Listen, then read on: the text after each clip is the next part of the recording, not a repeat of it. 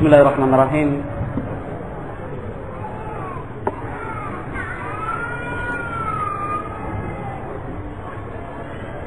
Assalamualaikum warahmatullahi wabarakatuh.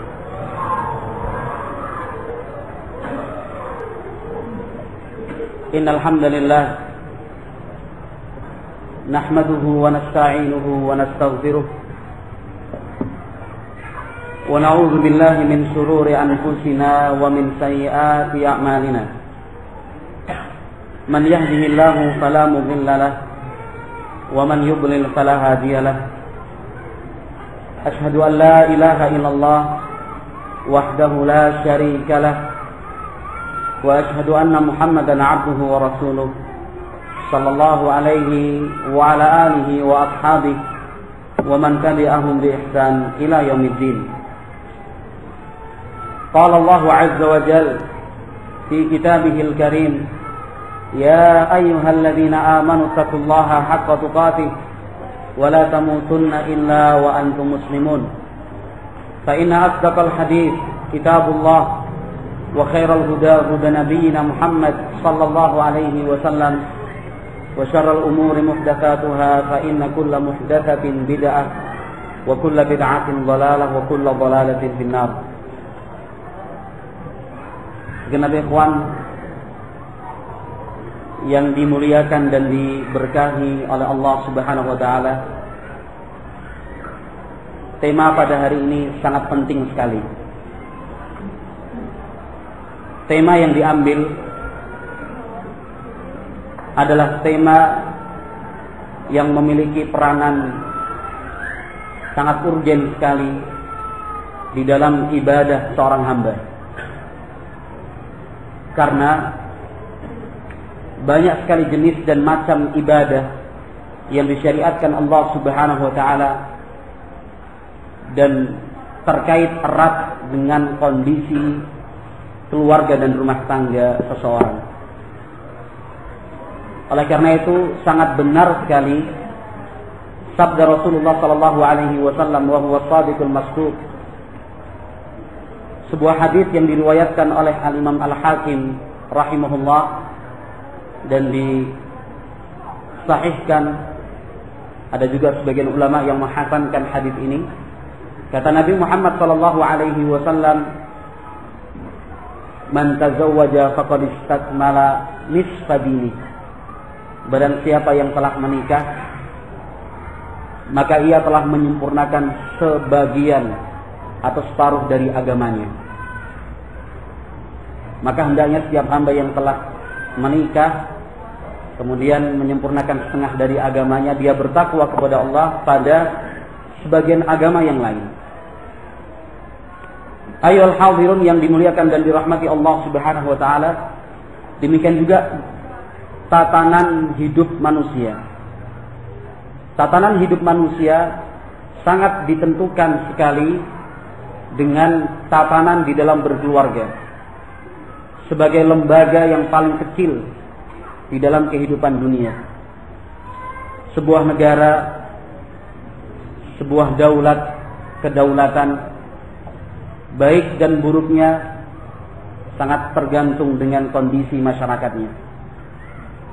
Oleh karena itu banyak para ulama yang memberikan nasihat ketika membahas tentang khilafah Islamiyah, ketika membahas tentang tatbiq asy-syar'i, penegakan syariat Islam. Banyak di antara ulama yang memberikan nasihat, tegakkan syariat Islam itu di dalam diri dan keluargamu.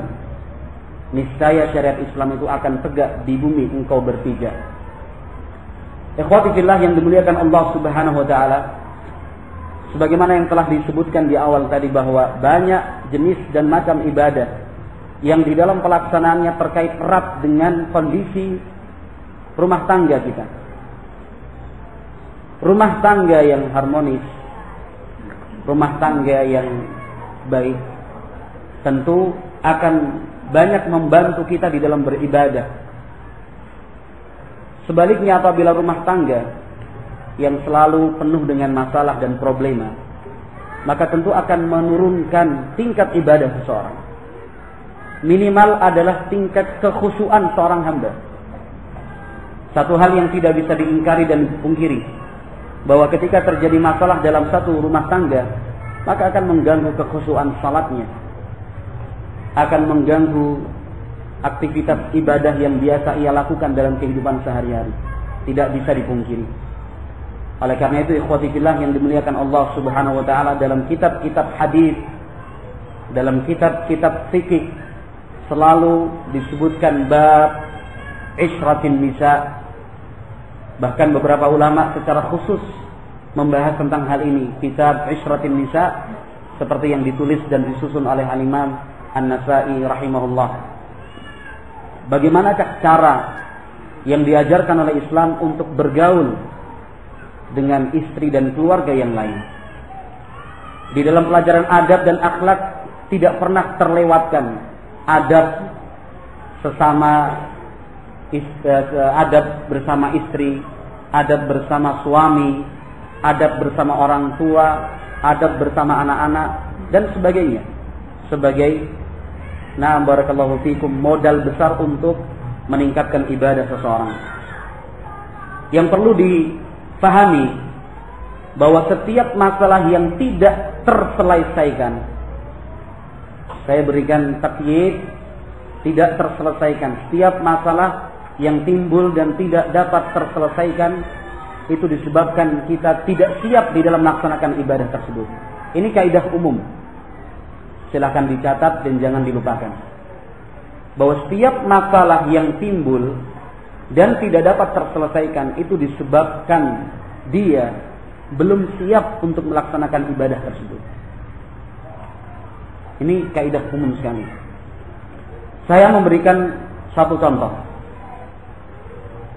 Dalam hal dunia usaha, bisnis dan jual beli, seringkali kita mendengar ada kasus atau percekcokan, demikian juga perselisihan di antara salafiyin, terlebih di antara kaum muslimin yang awam. Sesama salafiyin terjadi persaingan yang tidak sehat, iri, dengki. Demikian juga praktek-praktek jual beli yang diharamkan dalam syar'i terjadi, walaupun dalam bentuk hilaf dan sebagainya. Itu disebabkan ketika dia terjun di dalam dunia bisnis belum siap. Sebuah hadis disahihkan oleh Syekh Al-Albani rahimahullah. Rasulullah sallallahu alaihi wasallam menyatakan, "Man lam yatafaqqah fid din fala yabi' fi suqina." Kata Nabi, "Man lam yatafaqqah fid din fala yabi' fi suqina." Barang siapa yang tidak memiliki fikih di dalam agama, yang tidak mendalami ajaran Islam, tidak diperkenankan berjual beli di pasar milik kami. Artinya di pasar kaum muslimin. Dilarang oleh Nabi. Sehingga kita yang ingin terjun dalam dunia bisnis, menjadi salah satu syarat berkahnya bisnis dan usaha kita adalah menguasai dan memahami ahkam, hukum-hukum yang terkait dengan jual beli. Apabila kita dengan hanya berdasarkan semangat modal sudah pernah belajar tentang ekonomi pasar, bisa paham tentang akuntansi, kredit, debit, saldo, bagaimana memanage satu bentuk usaha. Kalau yang seperti ini banyak orang bisa. Kemudian divisi-divisi apa yang harus dibentuk dan sebagainya. Ini mudah. Tetapi yang menjadi bagian terpenting adalah fikih dan keilmuan si pemilik usaha tersebut dan fikih serta agama pelaku usaha tersebut. Rasulullah sallallahu alaihi wasallam benar-benar melarang, "Fala yabi' fi suqina." Tidak boleh dia jual beli di pasar kaum muslimin. Karena akibatnya dalam jangka waktu yang panjang itu sangat fatal sekali. Akibat fatal apa yang dikhawatirkan oleh Rasulullah sallallahu alaihi wasallam? Melemahnya kekuatan umat Islam. Hanya disebabkan faktor jual beli bisnis, kemudian akan merenggangkan hubungan persaudaraan sama kaum muslimin. Dan ini akan meruntuhkan pilar-pilar Islam yang lainnya. Ikhwati fillah yang dimuliakan dan dirahmati Allah Subhanahu wa taala. Demikianlah kalau kita mau jujur bahwa setiap masalah yang timbul dan tidak dapat terselesaikan itu disebabkan kita tidak punya fikih. Hanya berbekal nekat, memiliki kepercayaan diri yang tanpa dasar agama, terjun ke dalam bidang yang belum kita kuasai. Demikian juga keluarga, ikhwati fillah yang dimuliakan Allah Subhanahu wa taala. Kehidupan berumah tangga pun demikian. Setiap masalah yang timbul dalam rumah tangga kita dan masalah itu tidak dapat terselesaikan, itu disebabkan kita belum siap untuk masuk dalam kehidupan rumah tangga. Kalau kita berbicara tentang ada atau tidaknya masalah dalam rumah tangga, sebuah kepastian bahwa dalam rumah tangga selalu ada masalah, selalu ada problema. Cekcok itu adalah satu hal yang manusiawi sekali, bahkan syar'i, qadari syar'i. Tetapi yang kita sayangkan apabila masalah itu tidak dapat diselesaikan. Masalah yang tidak dapat terselesaikan. Menunjukkan sekali lagi ikhwati fillah barakallahu fikum, kita butuh introspeksi diri. Yang telah mengikat akad pernikahan setelah disampaikannya materi dari tadi pagi hingga siang ini, maka hendaknya segera introspeksi diri. Artinya dia masih memiliki tanggungan hutang untuk menyempatkan waktu dan kesempatan secara khusus mempelajari hukum-hukum yang terkait dengan rumah tangga.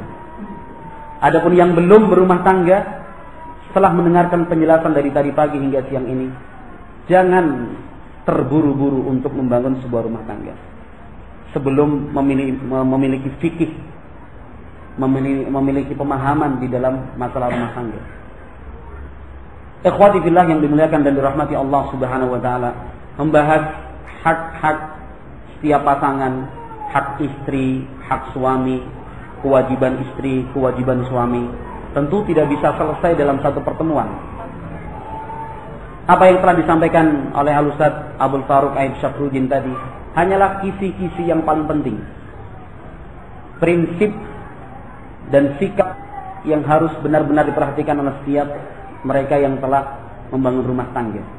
Adapun secara lebih terperinci, ini tidak cukup dengan satu pertemuan. Bayangkan para ulama rahimahumullah yang menulis dalam pembahasan ini, dalam satu pembahasan, artinya hukum di dalam berumah tangga, mereka mengumpulkan ribuan hadis Rasulullah SAW yang secara khusus membahas tentang rumah tangga muslim. 1000 hadis lebih dikumpulkan para ulama.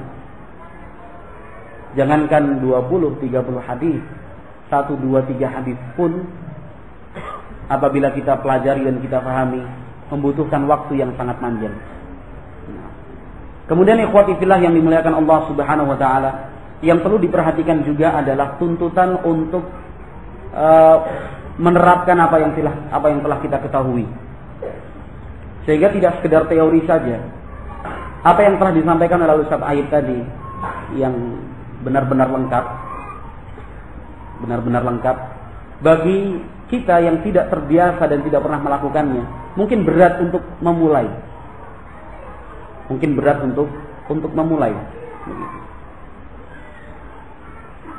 Tetapi ikhwati fillah yang dimuliakan Allah Subhanahu wa taala, apabila kita menginginkan ridha dan cinta dari Allah Subhanahu wa taala, maka apa yang telah disampaikan dalam kesempatan hari ini harus segera diterapkan sesegera mungkin.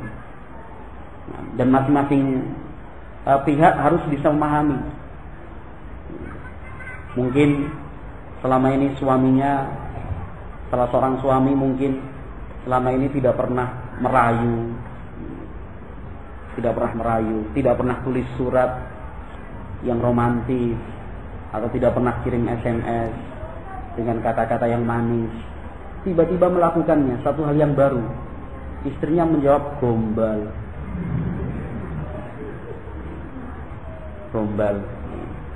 Tidak, tapi harus diimbangi.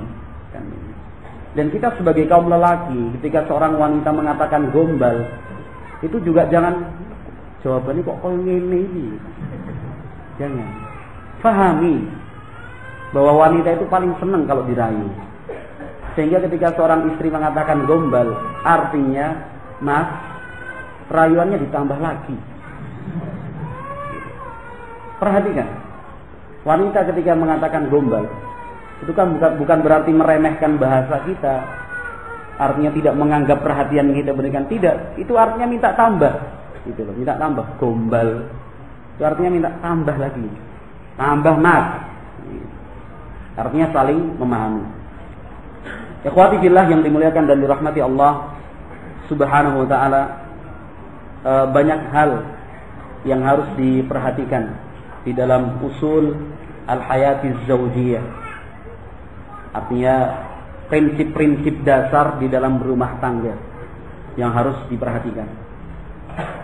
Yang pertama yang harus diperhatikan adalah selalu berusaha untuk mengingat kembali dengan tujuan apakah kita mengikat tali pernikahan.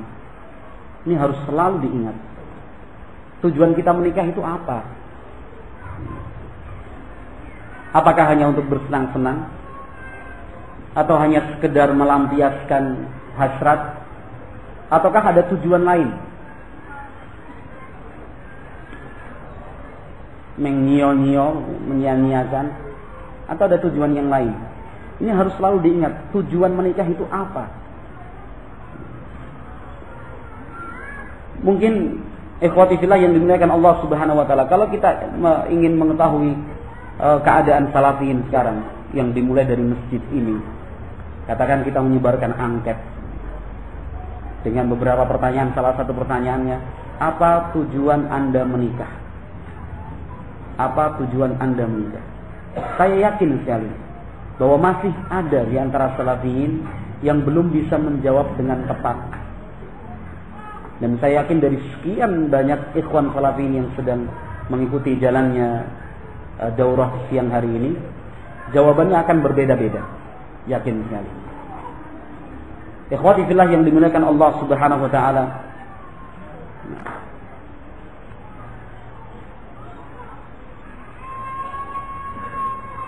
Tujuan pernikahan yang telah disebutkan dan dijelaskan Allah Subhanahu wa taala adalah apa yang dijelaskan Allah Subhanahu wa taala di dalam surat Al-A'raf ayat 189. Surat Al-A'raf ayat 189. Allah Subhanahu wa taala berfirman, "Wa ja'ala minha zawjaha liyaskuna ilaiha." Wa ja'ala minha zawjaha liyaskuna ilaiha. Allah Subhanahu wa taala berfirman, dan Allah menetapkan untuknya pasangan sehingga dia dapat merasakan ketenangan dengan pasangannya tersebut. Ikhwati fillah yang dimuliakan Allah Subhanahu wa taala, Allah Jalla Jalaluhu menciptakan manusia itu berpasang-pasangan dan saling membutuhkan. Seorang laki-laki membutuhkan seorang wanita. Sama halnya seorang wanita pun membutuhkan seorang laki-laki. Karena saling membutuhkan, maka harus memperhatikan adab-adab di dalam bergaul. Allah Subhanahu wa taala menjelaskan dalam ayat ini, wa ja'ala minha zawjaha liyaskuna ilaiha, dan Allah Subhanahu wa taala menetapkan untuk masing-masing kita pasangan agar tercipta suasana sakinah, tenang.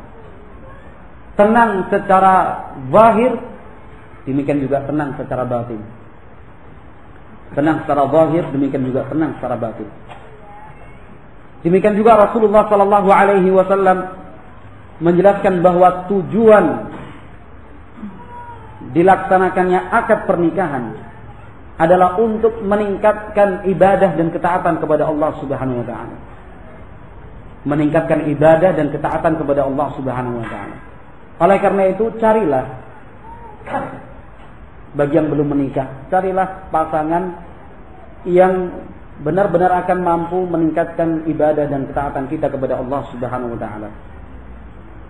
Rasulullah sallallahu alaihi wasallam di dalam hadis Abi Dzar radhiyallahu taala anhu, hadis Abi Dzar radhiyallahu taala anhu yang diriwayatkan oleh Imam Muslim rahimahullah.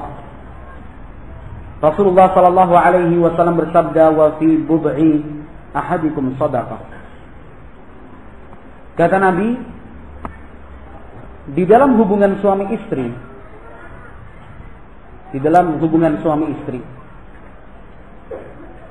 terdapat nilai sedekah.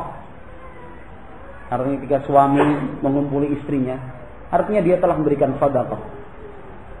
Qalu ya Rasulullah, ayati ahaduna syahwatahu wa yakunu lahu fiha ajrun? Sahabat bertanya, ya Rasulullah, apakah ketika salah seorang di antara kami melampiaskan syahwatnya, dia mendapatkan pahala? Kata Nabi, ara'aitum law wada'aha fi haram, akana 'alaiha fiha alaihi fiha wizrun? Kata Nabi Muhammad alaihi salam, coba sekarang bayangkan, apabila seseorang melakukan hubungan yang diharamkan Allah Subhanahu wa taala, berdosa atau tidak? Kata sahabat, berdosa. Kata Nabi, fakadzalika idza wada'aha fi halal kana lahu ajrun. Demikian juga apabila dia meletakkannya dalam tempat yang halal, dia pun akan mendapatkan pahala. Ikhwati fillah yang dimuliakan Allah Subhanahu wa taala, Al-Imam An-Nawawi rahimahullah di dalam syarah Sahih Muslim mengatakan, wa fi hadza dalilun ala anna al-mubahat tasiru ta'atin binniyatis shadiqat. Hadis ini merupakan dasar dan dalil bahwa perkara-perkara yang mubah akan berubah menjadi ibadah apabila niatnya benar, apabila niatnya untuk ketaatan kepada Allah Subhanahu wa taala. Oleh karena itu, ikhwati fillah yang dimuliakan Allah Subhanahu wa taala, dengan memperhatikan ayat tadi, demikian juga hadis Rasulullah sallallahu alaihi wasallam dari hadis Abi Dzar radhiyallahu taala anhu, maka perlu dan harus selalu diingat bahwa tujuan kita menikah adalah untuk meningkatkan ibadah, melaksanakan ibadah kepada Allah Subhanahu wa taala, sehingga kita akan mendapatkan ketenangan dan ketentraman. Oleh karena itu, kita pun berusaha agar ketenangan dan ketentraman di dalam rumah tangga dapat terjaga. Kita juga berusaha untuk meninggalkan segala sebab yang bisa menimbulkan rusaknya ketentraman dan ketenangan dalam hidup berumah tangga. Ikhwati fillah yang dimuliakan Allah Subhanahu wa taala, menikah itu, melaksanakan akad pernikahan adalah satu bentuk ibadah yang sangat mulia, karena menjadi sunnahnya para nabi dan para rasul alaihi wassalatu wassalam. Disebutkan oleh Al-Imam Al-Qurtubi rahimahullah bahwa dahulu orang-orang Yahudi di kota Madinah, mereka mencela Nabi Muhammad alaihi salam. Mereka mencela dan mencaci Nabi Muhammad alaihi salam.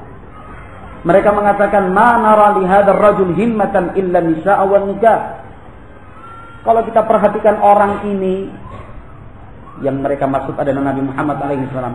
Kalau kita perhatikan orang ini, tidak ada yang dia pikirkan kecuali perempuan dan nikah terus. Karena mereka melihat Nabi Muhammad alaihi salatu wassalam itu menikah. Kata mereka, walau kana nabiyyan lasyaghalahu amran nubuwati an nisa. Kalau memang orang ini seorang nabi, tentu tidak akan sibuk dengan urusan wanita, menikah, punya anak. Tentu akan disibukkan tentang perkara-perkara kenabian. Maka Allah Subhanahu wa taala menurunkan ayatnya di dalam surat An-Nisa ayat 3, fankihu ma qaba lakum minan nisa'i matna wa thulatha wa ruba'. Demikian juga firman Allah dalam surat Ar-Ra'd ayat yang ke-38, Allah berfirman, wa laqad arsalna rusulan min qablika wa ja'alna lahum azwajan wa dzurriyyah. Dan sungguh kami telah mengutus para rasul sebelummu ya Muhammad, dan kami juga telah menetapkan untuk mereka istri dan keturunan. Ketika orang-orang Yahudi mengatakan kalau nabi tidak mungkin menikah, Tidak ada waktu untuk memikir wanita. Untuk apa berkeluarga? Pasti akan total di dalam menyampaikan nubuwah. Akan menghabiskan waktu seluruhnya untuk menyampaikan kebaikan. Maka Allah Subhanahu wa taala menjawab cercaan tersebut dengan firman-Nya, "Walaqad arsalna rusulan min qablik wa ja'alna lahum azwajan wa dzurriyyah." Para nabi dan para rasul sebelum Nabi Muhammad sallallahu alaihi wasallam pun mereka memiliki istri dan keturunan. Sebagaimana juga nabi dan rasul dari kalangan Yahudi. Ikhwati fillah yang dimuliakan dan dirahmati Allah Subhanahu wa taala. Oleh karena itu disebabkan ibadah merupakan sebabkan menikah atau pernikahan itu adalah ibadah yang agung, maka kita pun harus benar-benar memperhatikan ahkam di dalamnya. Ahkam di dalamnya. Dan perlu saya ulang kembali bahwa setiap masalah yang terjadi dalam rumah tangga dan tidak dapat terselesaikan itu disebabkan kita tidak memiliki fikih. Ilmu kita belum cukup. Mental kita juga belum siap. Maka yang belum menikah disiapkan. Yang telah menikah anggap saja itu hutang. Kemudian untuk segera memperbaikinya. Ikhwati fillah yang dimuliakan dan dirahmati Allah Subhanahu wa taala, itu yang pertama. Yang harus selalu diingat adalah untuk apa kita menikah. Yang kedua, ini kaidah umum bahwa segala macam bentuk kebaikan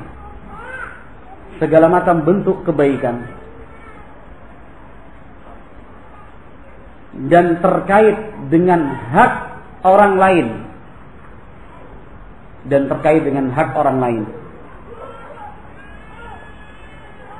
maka keluarga lah yang paling berhak untuk mendapatkannya.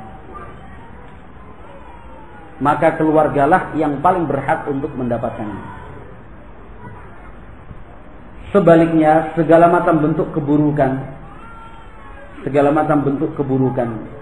yang terkait dengan hak orang lain, maka keluargalah yang paling berhak untuk dijauhkan. Nanti saya akan menjelaskan apa arti kaidah ini.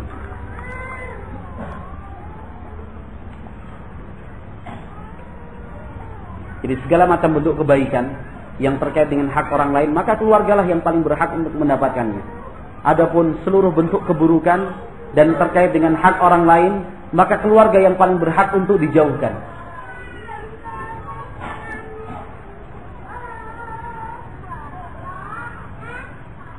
Ikhwati fillah yang dimuliakan Allah Subhanahu wa taala. Ada salah seorang di antara kita di tengah jalan dan menggunakan kendaraannya, dan ini beberapa kali terjadi, menggunakan kendaraannya kemudian melanggar orang lain ditabrak, tidak kenal, di kampungnya orang, segala macam. Artinya dia telah berbuat kesalahan, ya, dia telah berbuat kesalahan dengan menabrak orang. Apa yang biasa kita lakukan kalau dalam keadaan seperti ini? Langsung turun, mohon maaf Pak, rumahnya mana? Perlu saya ganti. Pokoknya sudah, betul-betul merendah. Nah, barakallahu fiikum. Tapi kalau sudah masuk dalam rumah kita sendiri, kita berbuat salah kepada istri dan anak kita.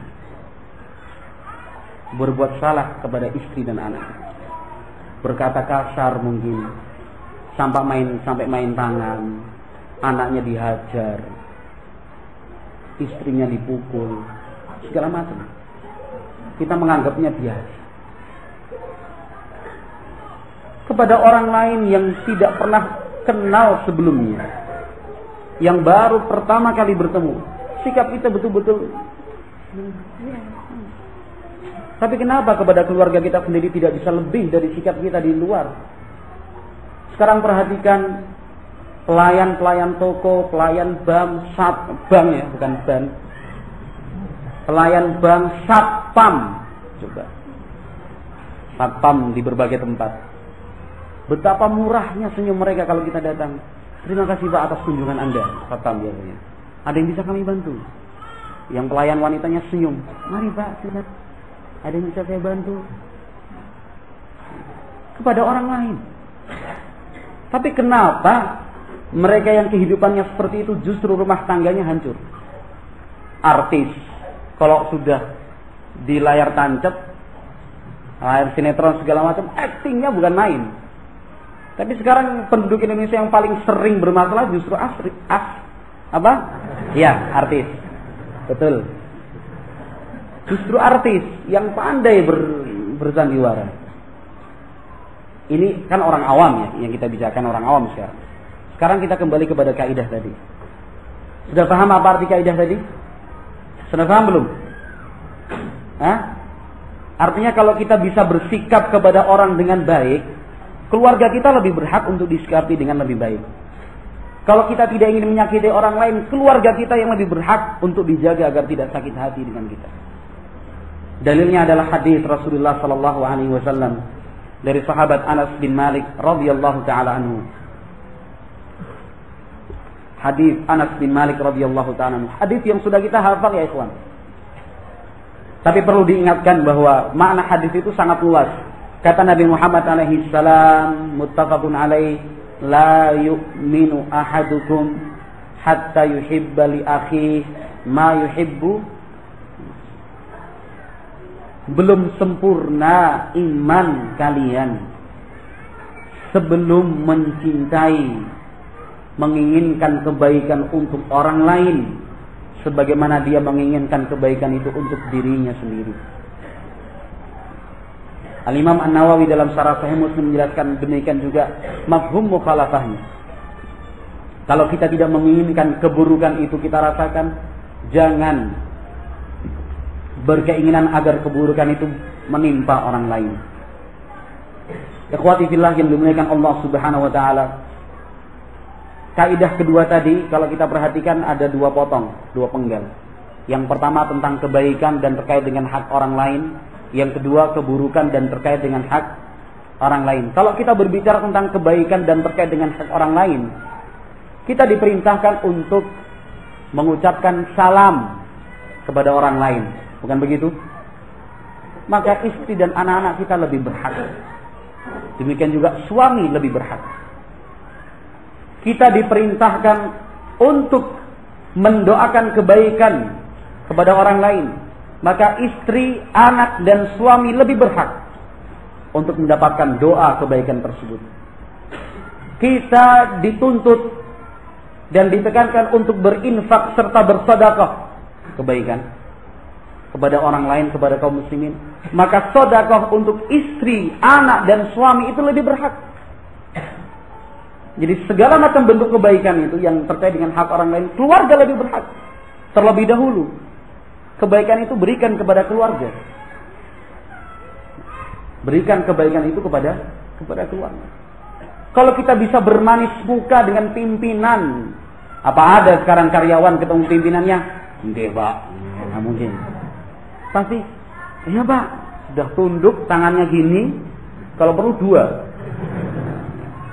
Kalau perlu dua. Seandainya tidak masuk kerja, apa yang dia lakukan? Telepon, kirim surat, bahkan ada surat keterangan dokter. Gitu. Besok pas ketemu datang minta maaf lagi, Pak, betul Pak, kemarin saya sakit Pak. Semua cara digunakan agar pimpinannya tidak marah. Iya kan? Maka keluarga pun lebih berhak. Istri, suami, begitu. Istrinya sudah dijanjikan ke villa di Tawangmangu. Nah, kan gitu. Bune. Tapi panggilannya harus dirubah, jangan Bune. Ya tadi itu merah delima tadi. Jangan manggil suaminya Semangka. Karena suaminya gendut panggil Semangka.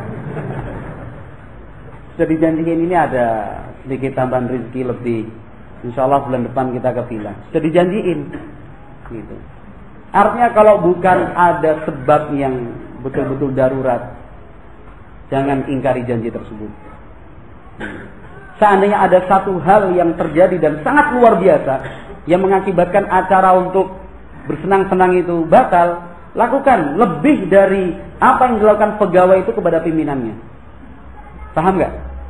Harus paham. Harus paham, bukan pertanyaan. Jawabannya bukan ya atau tidak, harus paham. Ini seorang karyawan atau sekarang yang sekolah, katakan begitu, yang sekolah, yang kuliah. Tapi saya tidak mengatakan boleh sekolah, boleh kuliah loh. Saya mengatakan ini kasus, contoh kasus. Yang sekolah dan kuliah tidak masuk sekolah, tidak masuk kuliah, takutnya bukan main itu. Urus surat izin segala macam, lebih dari 3 kali dikeluarkan. Maka kepada istri dan suami pun lebih. Istri sudah menjanjikan, Mas, besok tak masakan oseng-oseng kangkung, gitu, oseng-oseng kangkung. Karena suaminya senang sama oseng-oseng kangkung, oseng-oseng kangkung sama sambal tempe, gitu. Terus besok ke warung melihat sayur jipang, karena istrinya lebih senang jipang, beli jipang aja dibuat sup sayur asem. Jangan lakukan. Kalau sudah berjanji, tepati. Sebagaimana kita diperintahkan untuk menepati janji kepada orang lain, maka istri dan suami pun lebih berat. Ini kalau kita berbicara tentang penggalan pertama tadi. Penggalan pertama sudah dipahami ya. Semua macam bentuk kebaikan yang terkait dengan hak orang lain, maka keluarga yang lebih Penggalan kedua dari kaidah tadi, bahwa segala macam bentuk keburukan yang diharamkan oleh Islam, maka keluarga kita pun lebih berhak untuk jauh darinya. Islam melarang untuk su'udzon, prasangka buruk, ya atau tidak? Ya. Jadi kalau kita membahas yang seperti ini, jangan sebatas sesama kaum muslimin.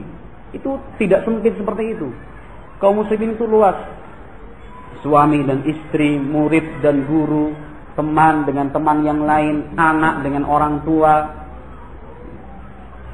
keponakan dengan pamannya, tetangga dengan tetangga, itu maknanya luas sekali. Ketika Islam mengharamkan su'udzon, iyyakum wadh-dhann fa inna adh-dhanna akdzabul hadits. Hati-hati kalian dari sifat dzan, karena dzan itu pembicaraan yang paling dusta. Ketika kita dilarang untuk su'udzon kepada orang lain, maka kepada istri kita pun lebih tinggi tingkat pengharamannya. Kalau kita su'udzon kepada istri, atau istri su'udzon kepada suami, tingkat keharamannya lebih tinggi daripada sikap su'udzon kita kepada orang lain. Karena kaidah tadi mengatakan seperti itu. Keluarga lebih berhak. Keluarga lebih berhak. Hasad, benci, dendam, satu hal yang sangat menyedihkan dan memalukan sekali apabila ada dendam di antara sepasang suami istri. Ini memalukan sekali. Apa artinya menikah kalau ada dendam dalam hati? Dari mana kita tahu dendam itu ada? Kalau ada timbul masalah, selalu diungkit lagi masalah yang sebelumnya. Yang seperti ini hanya akan membuat kehidupan rumah tangga itu tidak harmonis. Yang sudah biarlah berlalu. Jangan ada satu kejadian, oh mas ini nggak menepati janji, sama seperti dulu. Mas juga pernah loh janjikan seperti ini terus gak jadi. Waktu itu juga tahun ini, bulan ini catat semua ternyata. Tidak perlu diungkap seperti itu. Sebagaimana kita sebagai seorang suami pun jangan ada dendam kepada istri, jangan menyimpan dendam kepada istri. Gitu. Ada satu masalah, ya kamu juga itu seperti itu dulu. Pernah kan? Diulang. Jangan, sudah cukup. Karena itu hanya akan menyakitkan hati dan perasaan pasangannya. Ikhwati fillah yang dimuliakan Allah Subhanahu wa taala, mudah ya bicara seperti ini. Mudah juga mendengarnya kan? Yang paling enak mendengar. Yang paling susah ini berbicara. Yang paling enak itu berbicara, mendengarkan, tapi prakteknya ya ikhwan. Prakteknya. Artinya semaksimal mungkin kita wujudkan apa yang telah kita dengarkan pada hari ini dengan sebaik-baiknya dalam kehidupan rumah tangga kita. Sungguh. Nah, sungguh. Ikhwati fillah yang dimuliakan Allah Subhanahu wa taala. Kemudian itu kaidah kedua. Kemudian kaidah ketiga. Jadi setiap kaidah itu pengembangannya sangat luas nanti. Marilah kita sama-sama mengembangkan. Artinya begini, kalau kita membahas, mendengar, membaca satu hal kebaikan yang terkait dengan hak orang lain, maka yang pertama kali kita bayangkan adalah pasangan kita. pasangan kita. Oh, ini yang paling berhak istri, yang paling berhak adalah suami. Berkata dengan lembut, hikmah dalam berdakwah, bertemu dengan masyarakat begini, istri pun lebih berhak. Suami pun demikian. Kemudian yang ketiga, ikhwati fillah, yang dimuliakan Allah Subhanahu wa taala adalah setiap pasangan mendahulukan kewajibannya. Setiap pasangan mendahulukan kewajibannya.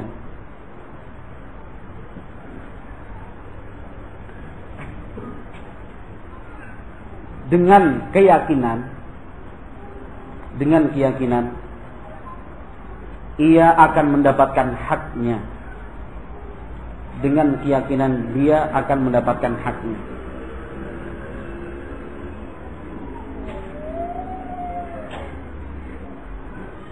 Dengan keyakinan dia akan mendapatkan haknya. Ini penting sekali.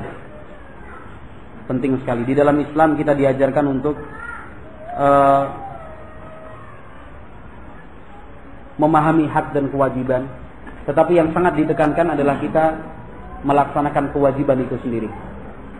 Melaksanakan kewajiban. Tatanan hidup itu akan seimbang apabila hak dan kewajiban dilaksanakan. Tetapi tatanan hidup itu akan pincang, akan goyah ketika masing-masing menuntut haknya, kemudian melupakan kewajibannya. Sebagai contoh, ikhwati fillah yang dimuliakan Allah Subhanahu wa taala, adapun dalilnya ya. Dalilnya adalah firman Allah untuk kaidah yang ketiga ini.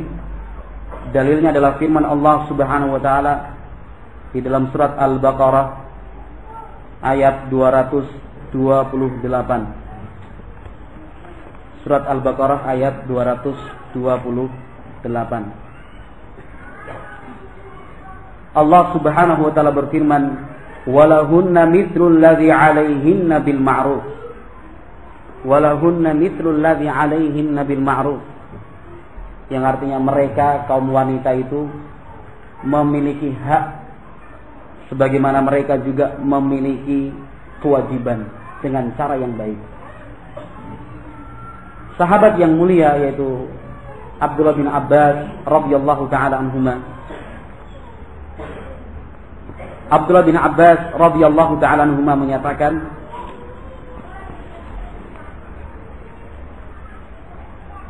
dan pernyataan Ibnu Abbas ini diriwayatkan oleh Imam Ibnu Abi Syaibah dalam Al-Musannaf, demikian juga Imam Ibnu Jarir dalam tafsirnya, dan Al-Baihaqi dalam Al-Kubra, As-Sunanil Kubra. Kata Imam Ibnu Abbas radhiyallahu taala anhuma, "Inni uhibbu an atazayyana lil mar'ati kama uhibbu an tatazayyana li, li'anna Allah ta'ala dzakarahu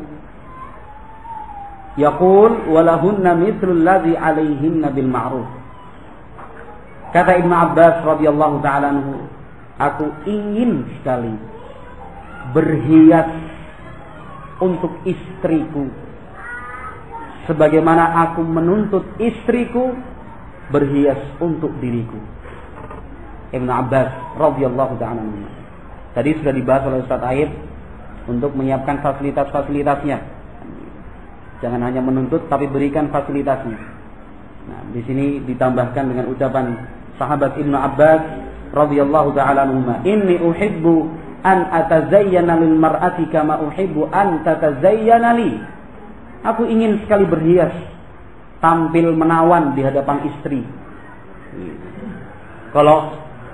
Barakallahu fikum, kalau hanya menuntut istrinya yang berhias, ini tidak matuk, tidak becek kata orang Jawa. Enggak bagus seperti ini.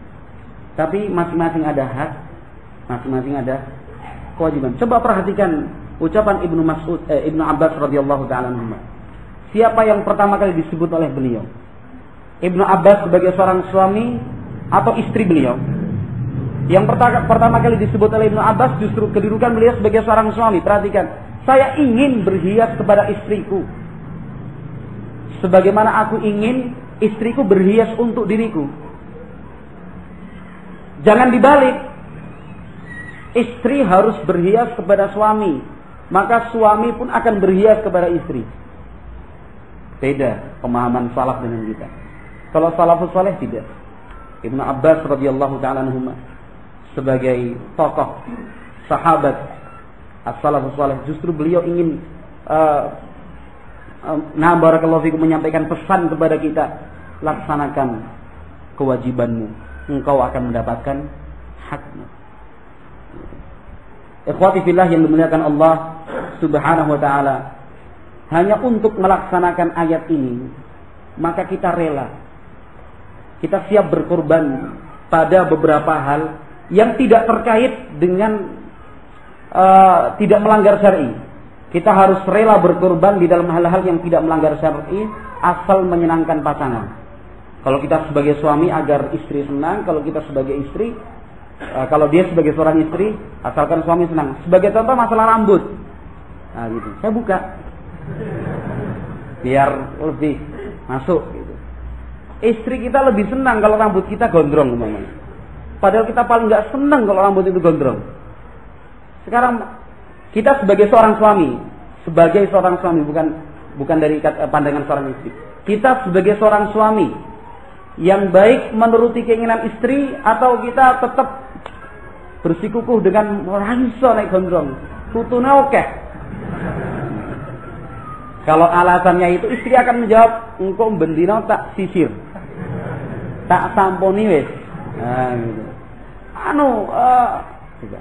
Kita sebagai seorang suami yang baik, dalam hal ini tetap ngotot rambutnya pendek atau sekarang rambut panjang, rambut pendek itu terkait dengan pelanggaran syar'i atau tidak? Tidak. Bahkan kadang-kadang Rasulullah SAW rambutnya panjang dan gondrong. Dalam keadaan seperti ini apa yang kita lakukan? Ya sudah, syukur aja gitu. Enggak, ya wes kalau itu. Yang penting tiap hari disampuni loh. Nah, masuk di situ. Set. Bukan cuma mengikuti keinginan istri, tapi masukkan set, tapi disampuni loh bendino. Gitu. Atau kasih syarat yang lain, tiap malam sebelum tidur dilus-lus lo rambutku. Nah, masuk set. Nah gitu. Nah, sebaliknya kita yang senang rambut panjang, ternyata istri nggak senang rambut panjang. Pengennya kau tentara kayak lo pak. Nah. Nanti suaminya tersinggung. Oh, dia ini pengen dibujuk tentara yang naik. Nggak kesampaian.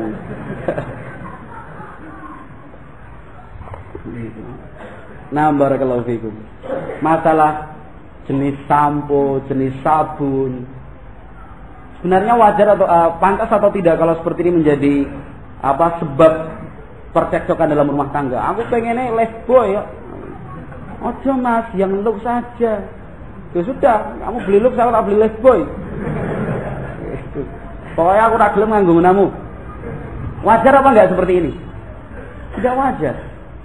Tidak pantas sebenarnya seperti ini terjadi dalam rumah tangga salafi. Harus sama-sama mengalah. Artinya sudahlah, kita melaksanakan kewajiban kita. Yang penting kan memberikan uang untuk beli sampo, beli sabun. Ya kan? Sudah, ini harga sabun, harga sampo, silahkan mau pilih yang jenis apa. Mau dicampur juga boleh. Demikian juga seorang istri. Nah, seorang istri, apa yang diinginkan suaminya dan apa yang diinginkan suaminya itu bertentangan dengan keinginan dia, tetapi tidak melanggar syar'i. Apa yang harus dilakukan seorang istri? Apa yang harus dilakukan seorang istri? Menurut kepada suaminya. Ini kalau imbang, nanti akhirnya jadinya begini. Kalau sudah imbang ya, kejadiannya akan begini. Mas, aku pengen rambutmu dawa. Terus bilang, ya sudah nggak apa-apa. Walaupun mungkin begini nggak apa-apa. Ikuti keinginanmu. Oh, nggak senang rambut panjang nggak mas? Udah nggak usah. Tapi kalau ngotot-ngototan nggak akan selesai. Kalau imbang justru bagus. Ikhwati fillah yang dimuliakan Allah Subhanahu wa taala, itu tentang al-adalah. Al-Imam Ibnu Qayyim Al-Jauziyah rahimahullah ketika menafsirkan ayat surat Al-Baqarah ayat 228 tadi, surat Al-Baqarah ayat 228, kata Imam Ibnu Qayyim, wa dakhala fi qawlihi wa lahunna mithlu alladhi 'alayhinna bil ma'ruf jami'ul huquqil lati lil mar'ati wa 'alaiha. Yang dimaksud dengan firman Allah surat Al-Baqarah 228 tadi adalah seluruh hak dan kewajiban istri serta suami. Wa inna maradda dzalika ila ma yata'arafuhu an-nas bainahum wa yaj'alunahu ma'rufan la munkaran wal Qur'an was sunnatu kafilani bihadza atamma kafalah. Kemudian patokannya hak dan kewajiban itu kembali kepada urf, kebiasaan yang berlaku di tengah masyarakatnya. Adapun Al-Qur'an dan sunnah Rasulullah sallallahu alaihi wasallam telah cukup menjelaskan hal ini. Nah, artinya barakallahu fikum, kalau kita membicarakan tentang kewajiban memberikan nafkah. Kewajiban memberikan nafkah. Islam tidak menentukan secara pasti setiap bulan harus $100. Nganggo dolar, Pak. Enggak apa-apa. Rupiah terus-terusan merosot maksudnya. Islam tidak menentukan, tidak ada kepastian, ketentuan pasti dalam Islam nafkah yang harus diberikan kepada istri besarnya sekian. Makan setiap hari harus sak bakul atau gimana enggak. Tapi itu kembali kepada uruf masyarakat setempat kebiasaannya. Masyarakat sini dan masyarakat sana kan berbeda dalam menentukan barakallahu fikum jenis makanan yang bagus, yang baik ataukah jenis makanan yang tidak. Di beberapa tempat yang terpencil makan jagung dan makan ubi bakar, telo pendem, telo kaspo dan sebagainya. Itu sudah bagus. Sudah masya Allah zen itu. Sudah cukup untuk kebutuhan karbohidrat tubuh. Tapi di beberapa tempat yang lain kalau makanan seperti itu menghina, Pak. Tidak bisa seperti ini, terlalu menghina. Artinya dikembalikan kepada uruf setempat. Di beberapa tempat makanan yang dihidangkan itu yang terbaik adalah ikan laut. Tapi di beberapa tempat yang lain sebagian masyarakat tidak bisa itu makan ikan laut, jijik.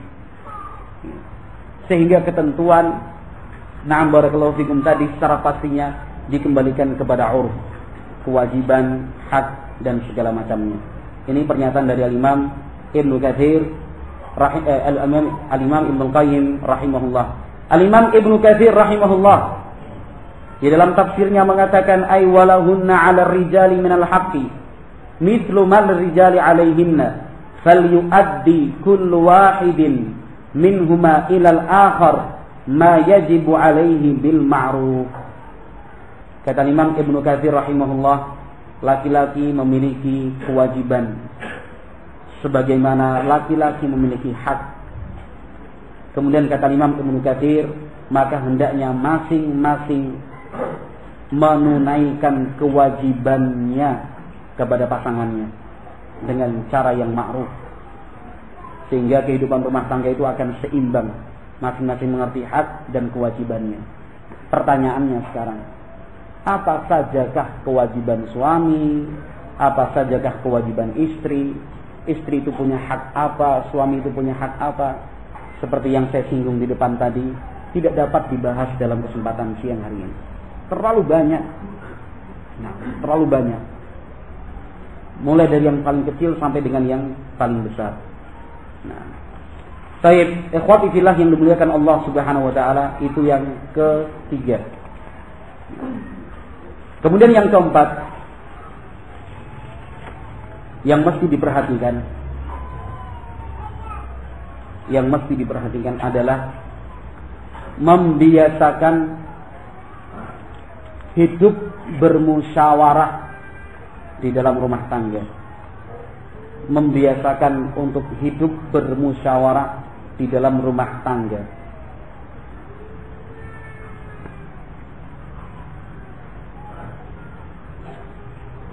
Jangan menjadi suami yang saklek, jangan pula menjadi istri yang saklek.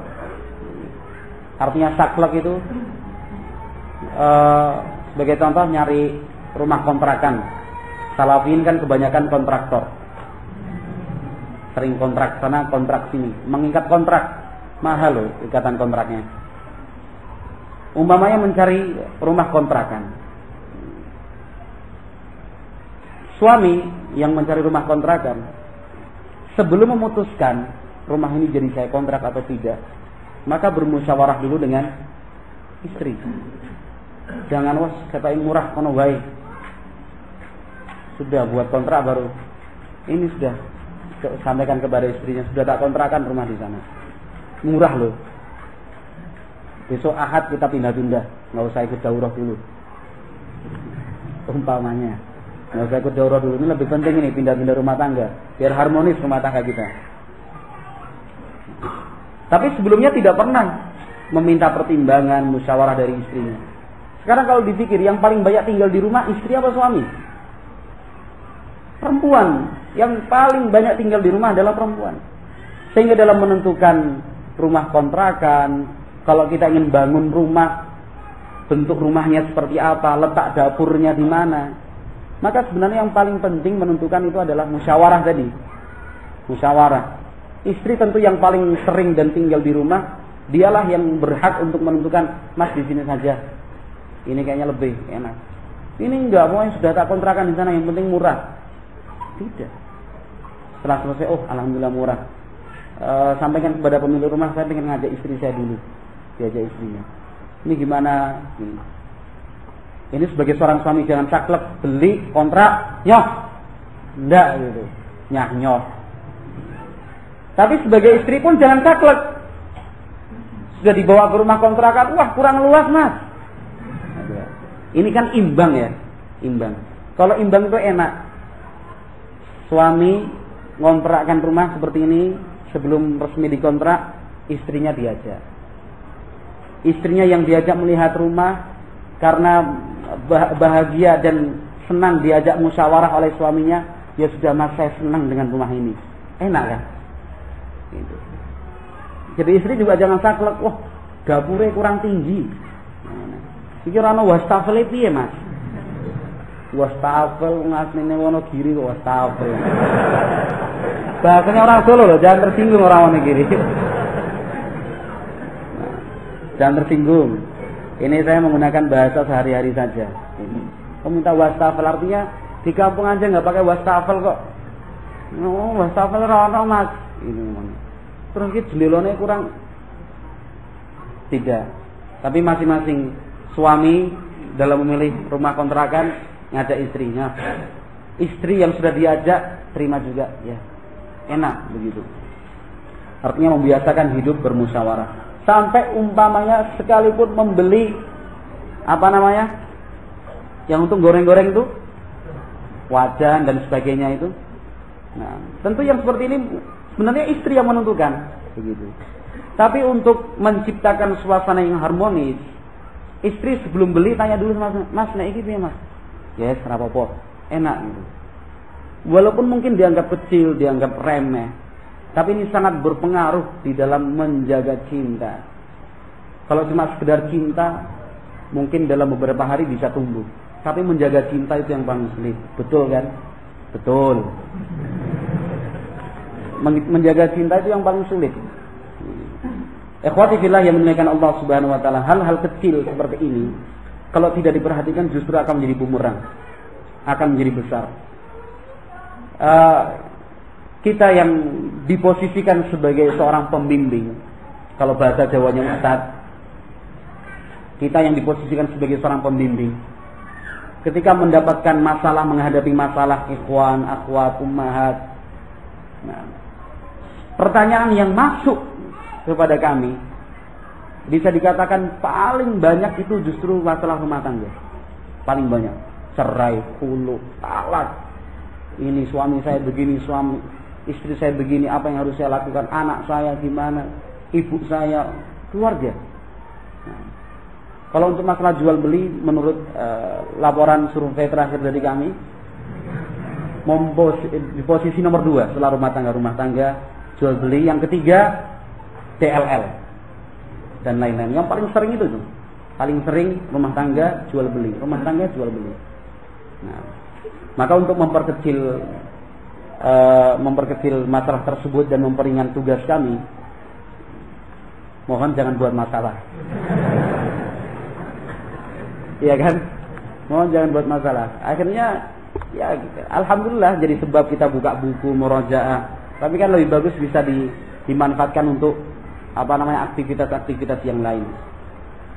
Maka dari itu Belajar ya kawan terus. Jangan merasa cukup ngaji cuma sebulan sekali. Kalau pas ada daurah baru ngaji. Jangan. Kalau bisa setiap hari ngaji. Alhamdulillah radio juga sudah ada. Bisa dengarkan radio setiap saat. Kecuali yang nggak sampai di tempatnya. Baik, ini masih kaidah yang keempat. Membiasakan hidup bermusyawarah dalam rumah tangga. Dalilnya adalah firman Allah Subhanahu wa taala dalam surat Ali Imran. Dalilnya adalah firman Allah dalam surat Ali Imran ayat 159. Ayat 159. Allah Subhanahu wa taala berfirman, "Wasyawirhum fil amri." Wasyawirhum fil amri. Ajaklah mereka bermusyawarah dalam masalah yang dihadapi. Apakah sebatas musyawarah itu dalam dakwah saja? Atau dalam RT, RW? Tidak. Musyawarah itu harus dihidupkan mulai dari kehidupan rumah tangga. Nah, hidup dalam rumah tangga. Pengeluaran bulan ini untuk apa saja? Anggarannya seperti apa? Semua dimusyawarahkan. Jenis sepeda motor yang akan kita beli apa? Jet Colet apa Honda Pitung puluhan itu dibahas. Apakah yang ada tutup rantainya ataukah tidak? Sekaligus diingatkan terus bahwa ikhwan yang punya sepeda motor dan rantainya masih belum ditutup dan biasa memboncengkan akhwat atau istri, harap segera. Itu termasuk kewajiban dalam rumah tangga. Nanti kalau sudah kecelakaan baru bingung. Sering atau tidak terjadi seperti ini? Sering. Atau nanti sebelum pulang disurvei dulu. Untuk menunjukkan kita serius, punya perhatian yang besar. Ada akhwat meninggal dunia, akhwat gegar otak. Ada anak ikhwan kemudian terlempar ke sawah, ditubruk. Akhirnya bukan cuma dia yang kecelakaan, truk di belakangnya juga di Ngawi gitu pernah terjadi. Ustaz Rifai pernah cerita soal Belari. Boncengan suami istri masuk, anaknya terlempar, istrinya tergeret, suaminya santai aja. Gak paham. Truk di belakangnya ngoset untuk ngerem. Baru gunjal-gunjal gembos piye. Lihat ada akhwat yang tergeret, istrinya. Masih banyak, saya yakin masih banyak sekarang ini. Bisa dicek mungkin oleh panitia. Yang seperti itu juga harus diperhatikan. Tadi kan kita membahas musyawarah beli sepeda motor. Jet Colet itu ada tutup rantainya apa enggak? Hah? Ada, itu lebih bagus daripada sepeda motor yang lain yang enggak ada tutup rantainya. Enggak dapat berapa persen oleh Mas dari perusahaan. Perusahaannya tutup. Sudah enggak diproduksi lagi. Namanya Honda Pitung. Kalau diproduksi lagi bukan Pitung ya, betul kan? Keterongewuan kan. Asy-Syaikh Abdurrahman As-Sa'di rahimahullah di dalam tafsirnya mengatakan ay al-umurul lati tahtaju ila istisyaratin wa nadharin wa fikrin fa inna fil istisyarati minal fawaidi wal masalihid diniyah wad dunyawiyah ma la yumkinu hasruhu. Kata Imam Asy-Syaikh Abdurrahman As-Sa'di rahimahullah, perkara-perkara atau masalah yang membutuhkan musyawarah, pemikiran dan pertimbangan, maka mengajak orang lain untuk membicarakannya akan membawa banyak maslahat, faedah, manfaat dunia dan akhirat yang tidak mungkin terhitung jumlahnya. Yang tidak terhitung jumlahnya. Yang seperti ini dipraktikkan sendiri oleh Rasulullah sallallahu alaihi wasallam. Di dalam kisah perjanjian Hudaybiyah dari sahabat Miswar bin Makhramah, kata beliau, "Falamma faragha min qadiyatil kitab, qala Rasulullah sallallahu alaihi wasallam li ashabihi qumu fanharu tsumma hliku." Jadi dalam perjanjian Hudaybiyah ketika itu Rasulullah ingin melaksanakan ibadah ke Mekah, tetapi dihalang-halangi orang-orang Quraisy. Kemudian Rasulullah sallallahu alaihi wasallam membuat perjanjian Hudaybiyah kepada orang-orang Quraisy, artinya tidak jadi melaksanakan ibadah ke Mekah.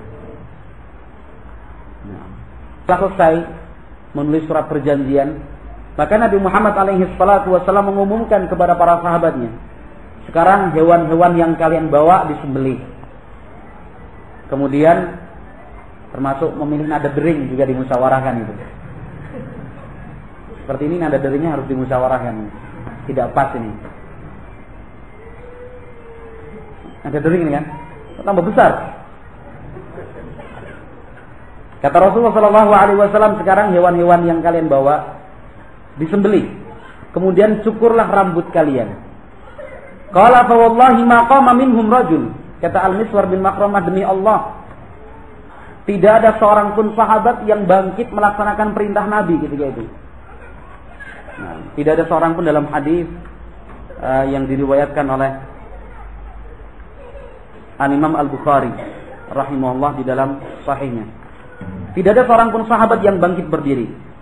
Sampai Nabi Muhammad SAW mengucapkan 3 kali tetap tidak ada yang bangkit berdiri.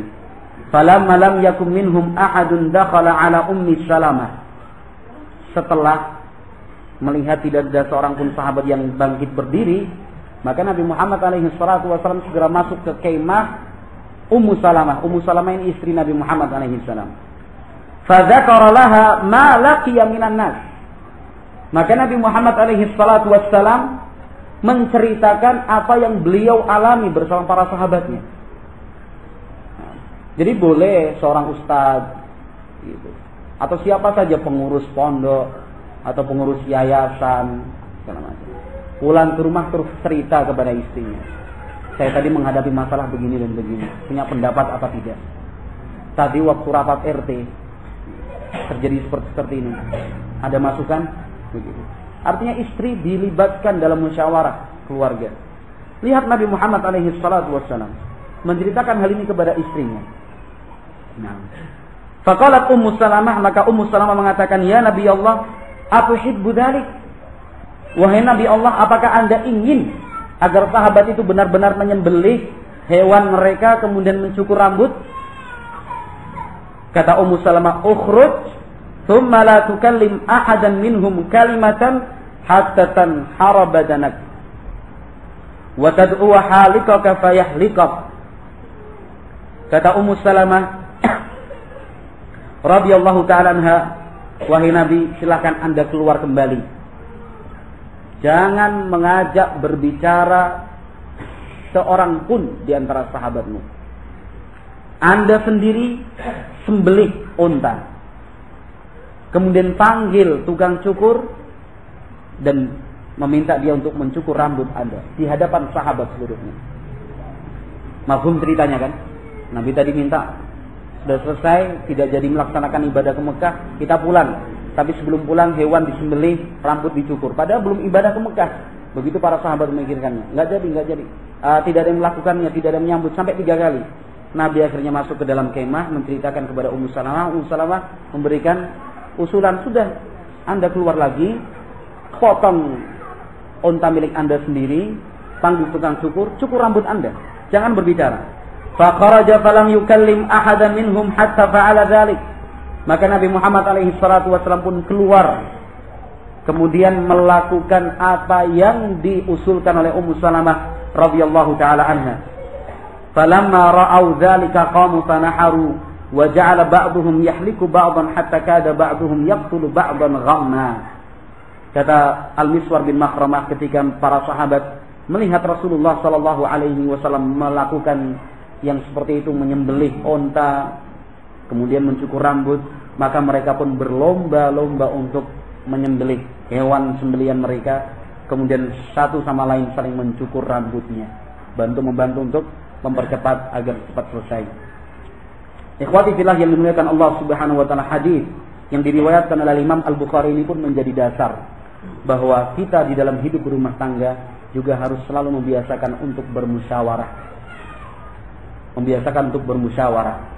Nah, pada beberapa saat tertentu, ikhwati fillah, di saat kita ingin memberikan hadiah, tentu yang seperti ini dalam beberapa hal tertentu kita tidak musyawarah pun tidak masalah, tetapi membiasakan sesuatu yang bisa dimusyawarahkan, musyawarahkan. Begitu. Tapi kalau ingin memberikan kejutan, kasih tahu dulu, nanti tak belikan cincin emas ya. Itu bukan kejutan namanya. Itu bukan kejutan, bukan hadiah. Tapi sewaktu-waktu tanpa mengatakan segala sesuatu, berikan perhiasan itu kepada istri. Perlu diingat ikhwati fillah bahwasanya wanita itu paling senang apabila diberi perhiasan.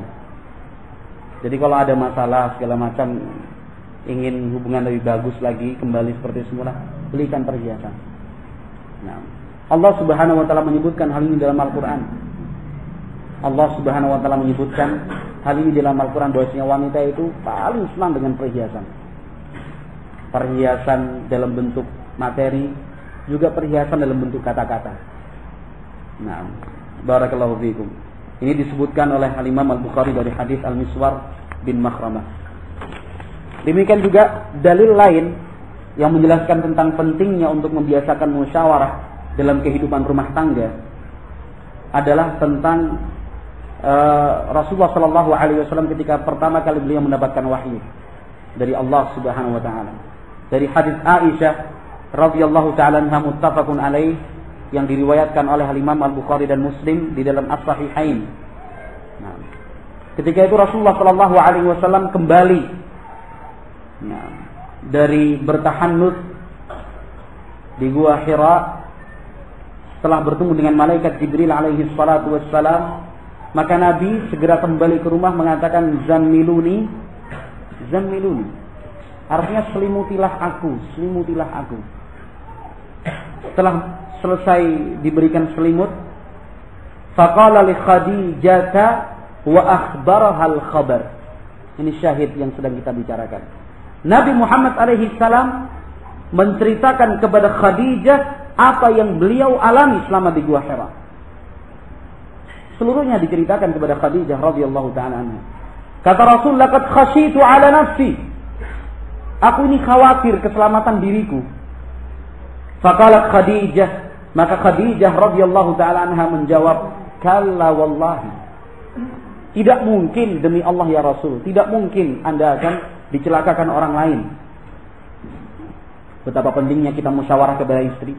Artinya sudah menghadapi masalah, mungkin punya hutang. Kalau sudah punya hutang baru cerita kepada istri. Kalau pas punya uang, diem-dieman. Sudah punya masalah hutang piutang, sedang baru cerita kepada istri. Senang, tidak senang, ceritakan semuanya kepada istri. Nah, maka tentu istri pun akan menceritakan semua. Senang dan tidak senang diceritakan kepada kita. Na'am barakallahu fikum. Kata Khadijah radhiyallahu ta'ala anha, wallahi ma yukhzika Allahu abadan. Demi Allah wahai Rasulullah, tidak mungkin Allah akan menghinakan dirimu. Innaka la tasilur rahim wa tahmilul kalla wa taksibul ma'dum wa takrimu dhaifa wa tu'inu ala nawaibil haqq.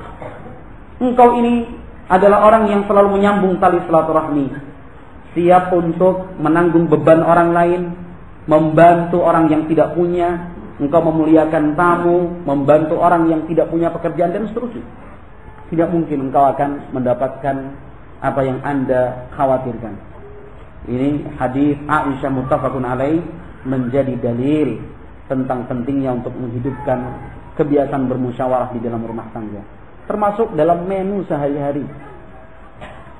Nah, wajar apabila seorang istri itu bertanya, hari ini masak apa, besok masak apa, begitu.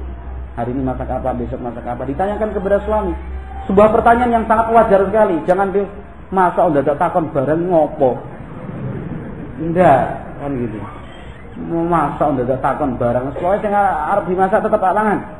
Tidak seperti itu, jangan. Ada kan yang seperti itu? Ada. Wong itu contoh kasus kok. Contoh kasus. Apa yang disampaikan oleh Ustaz Aib, yang saya sampaikan pada hari ini, itu semua adalah contoh kasus yang pernah terjadi. Contoh kasus yang pernah terjadi. Karena sering kita lempar-lemparan masalah. Jadi paham apa yang disampaikan Ustaz Aib tadi, saya juga ingat, oh ya kasusnya ini. Nah, barakallahu fikum. Kalau ditanya sama istrinya, hari ini masak apa, besok masak apa, umpamanya menjawab, enaknya apa, mana gitu. Atau pokoknya yang kamu masak tetap saya senang, dan seterusnya dipuji, begitu. Tapi demikian juga ketika kita punya keinginan suatu saat laki-laki ngidam, Mengidem. Kita sebagai seorang suami saat-saat tertentu kan ingin makan satu jenis makanan. Kadang-kadang begitu kan? Nah. Juga ketika kita menyampaikan kepada istri bukan dalam bentuk perintah langsung. Hari ini masak sambal terong ya? Jangan. Tanyakan dulu. Hari ini mau masak apa rencananya? Tentu istri akan mengembalikan lagi. Lah enaknya masak apa? Baru sampaikan. Sambal terong aja deh. Ya sudah. Tapi jangan hari ini masak ini. Besok jangan. Musyawarah dulu. Minumnya apa? Minumnya es teh, es jeruk, es kopior. Ya, ditanyakan semua atau air biasa ya. Itu semua ditanyakan. Artinya dimusyawarahkan berdasarkan ayat dan beberapa hadis yang telah kita bacakan tadi. Ikhwati fillah yang dimuliakan dan dirahmati Allah Subhanahu wa taala. Naam. Kemudian kaidah yang berikutnya. Yang keberapa sekarang? Ketujuh, banyak sekali. Berapa? Rumah sudah nikah belum? Sudah. Alhamdulillah. Nggak bilang-bilang. Biar didoakan gitu loh. Barakallahu lak wa baraka alaik wa jama' bainakum. Repotnya nanti anak tahunnya antum belum nikah, ada akhwat nyari, itu Abdurrahman Klaten belum nikah. Bahaya kan? Jadi yang sudah menikah, yang belum menikah harap diberitahukan kepada yang lain. Biar gak double nanti. Baik, yang kelima ya. Kelima dan keenam ini sangat terkait erat. Yang kelima adalah kedudukan suami lebih tinggi daripada kedudukan istri. Jadi nomor 5 dan 6 harus kita tulis, gabung bareng. Penjelasannya pun demikian. Nomor 5, kedudukan suami itu lebih tinggi daripada kedudukan istri. Nomor 5 ya. Sekaligus tulis nomor 6. Tanggung jawab suami lebih besar daripada tanggung jawab istri. Jadi nomor 5 dan nomor 6 itu jangan dipisahkan. Suami lebih berhak daripada istri. Enggak. Tapi ingat juga suami pun tanggung jawabnya lebih besar daripada suami. Daripada istri. Biar nggak ngantuk. Sudah siang. Baik. Karena kebanyakan kita ya ikhwatillah laki-laki fitrahnya memang demikian, kecuali yang dirahmati Allah Subhanahu wa taala. Fitrahnya itu selalu menganggap dirinya lebih tinggi. Lebih dan lebih dari wanita, dari orang lain. Kalau hanya melihat dari sisi pandang seperti ini salah. Tapi harus disertakan juga bahwa dengan kedudukan saya yang lebih tinggi, maka tanggung jawab saya pun lebih besar. Baik buruknya keluarga, istri dan anak-anak itu tergantung kepada suami dan orang tua. Dalilnya adalah hadis. Baik nomor 5 terlebih dahulu ya. Nomor 5 bahwasanya kedudukan suami lebih tinggi daripada kedudukan istri. Dalilnya adalah firman Allah dalam surat Al-Baqarah ayat 228. Al-Baqarah 228. Allah Subhanahu wa taala berfirman walirrijali 'alaihinna darajah. Walirrijali 'alaihinna darajah. Laki-laki memiliki hak yang lebih tinggi daripada wanita sederajat.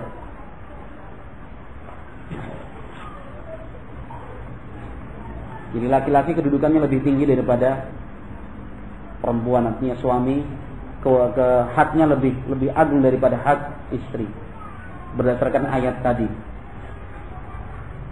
Demikian juga Rasulullah sallallahu alaihi wasallam dalam hadis yang diriwayatkan oleh Imam Ibnu Abi Syaibah Al-Bazzar dan yang lain dan dikatakan oleh Syekh Al-Albani hasan sahih dari sahabat Abi Sa'id Al-Khudri.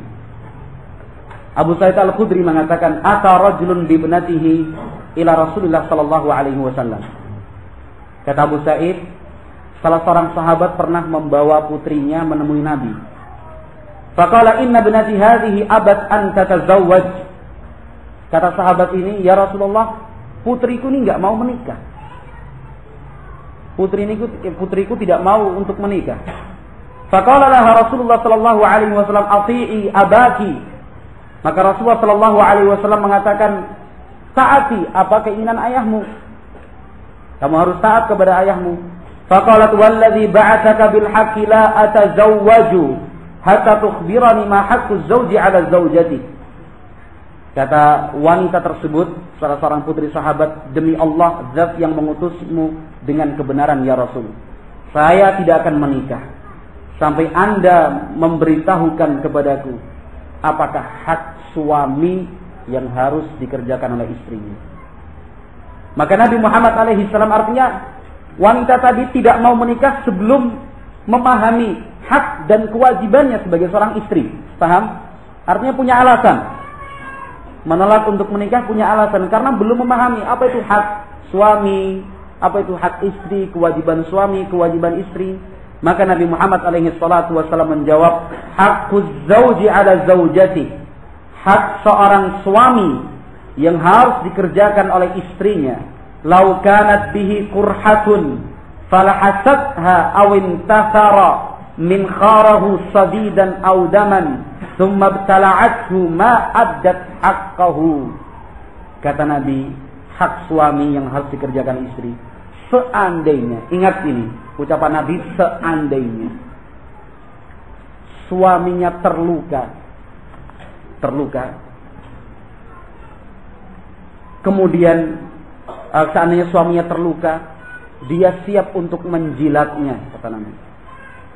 Atau ketika keluar dari lubang, kalau seandainya ya, keluar dari lubang hidungnya nanah atau darah, dia siap untuk menelannya. Itu pun seorang istri belum bisa dikatakan menunaikan hak suami. Hadis dikatakan oleh Syekh Al-Albani hasanun sahih. Artinya betapa beratnya, betapa tingginya hak seorang suami yang harus diperhatikan oleh istrinya. Nah, setelah itu sahabat tersebut kemudian menikahkan anaknya. Nah, berbeda dengan kisahnya Julaibib radhiyallahu taala anhu. Saya yakin banyak sekali salafiyin yang ingin sekali seperti sahabat Julaibib. Apa itu ceritanya? Siapa itu sahabat Julaibib? Baiklah, saya ceritakan.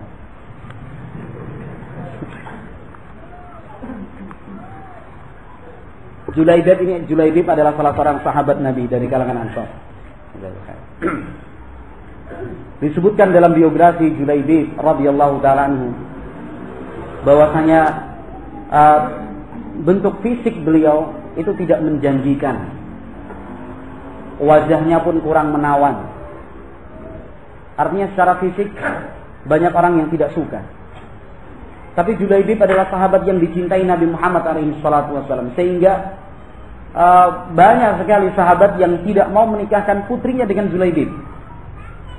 Tidak mau, karena bentuk fisik Julaibib radhiyallahu ta'ala anhu. Hingga akhirnya Nabi Muhammad SAW yang mencarikan istri untuk Julaibib. Akhirnya Nabi Muhammad SAW datang ke sebuah keluarga Ansar, meminang putri mereka untuk Julaibib. Tetapi Nabi Muhammad SAW ketika menyampaikan pinangan tidak menceritakan siapa laki-lakinya. Saya ingin menikahkan salah seorang sahabatku dengan putri kalian. Diterima, senang. Iya, Rasul. Setelah itu sebagai keluarga, orang tua kan bertanya, siapa dia yang Anda maksud ya Rasul? Sudah 1 jam 24 menit ternyata. Tak hitung. Kata Rasul sallallahu alaihi wasallam, Julaibib, oh, tidak jadi. Padahal sudah diterima tadi. Tidak jadi ya Rasul. Ya sudah, nggak jadi. Begitu. Setelah Rasul kembali, putrinya keluar dari kamar. Bapak ini gimana? Tawaran Rasul kok ditolak? Makanya saya katakan tadi banyak salafiyin dengan seperti Julaibib ini. Ya kan, Abdurrahman? Iya. Banyak. Anaknya memang terkenal cantik, pinter, gitu. Artinya 4 kriteria yang sudah disebutkan tadi ada di situ. Kata putrinya, Bapak kok ditolak tawaran Rasul? Apa yang ditawarkan Rasul pasti baik. Gitu kata anaknya. Nah, terus gimana? Susul kembali Rasul, katakan saya terima pinangannya. Wah, makanya tadi saya katakan banyak salafin seperti itu. Gimana Bayu? Insyaallah. Akhirnya orang tuanya pun menyusul. Menemui Rasulullah Shallallahu Alaihi Wasallam menyatakan, putri kami mau ya Rasul. Sudah dinikahkan. Sudah dinikahkan. Akad nikah selesai. Sudah selesai akad nikah, resmi suami istri. Ternyata ada panggilan jihad. Perang. Belum kumpul ini. Sulaibib, istri, panggilan Rasul. Panggilan Rasul. Sudah berangkat meninggal dalam perang Uhud. Belum kumpul loh ini. Masih baru sekedar akad, saya terima nikahnya sepasang suami istri. Kalau yang penggalan terakhir ini banyak gak salafin yang pengen seperti itu? Maunya enak dewe. Kalau pengen niru Julaibib, yang berangan-angan seperti Julaibib, jangan setengah-setengah, dari awal sampai akhir seperti itu.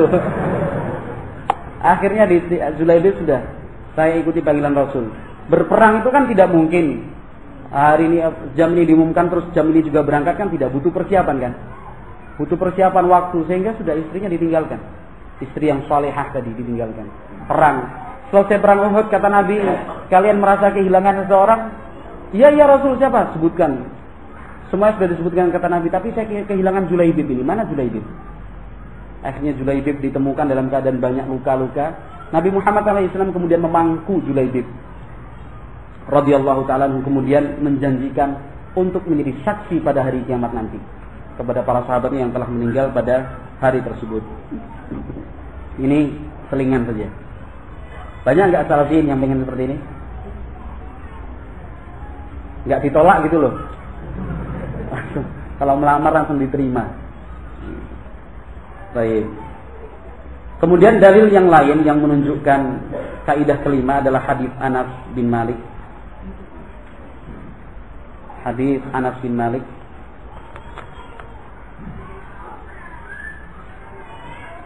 Riwayat Al-Imam Ahmad dan Al-Bazzar dan disahihkan oleh Syekh Al-Albani rahimahullah. Disahihkan oleh Syekh Al-Albani rahimahullah. Iya betul. Syekh Al-Albani dalam Sahih Targhib. Kata Rasulullah sallallahu alaihi wasallam, la yasluhu li basharin an yasjuda li basharin. Walau salaha li basharin an yasjuda li basharin la amartul mar'ata an tasjuda li zawjiha li idhami haqqihi 'alaiha.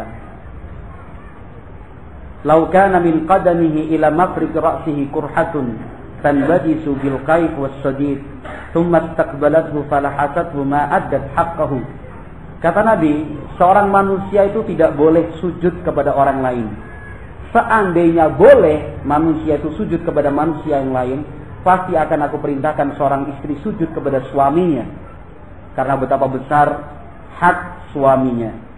Seandainya dari telapak kaki sampai ujung kepala suami terdapat luka yang mengeluarkan nanah dan darah, kemudian sang istri menjilat, kemudian menelan, seandainya loh ini, artinya tidak bisa dijadikan hukum, sehingga boleh menelan nanah, tidak. Ini seandainya kata Nabi.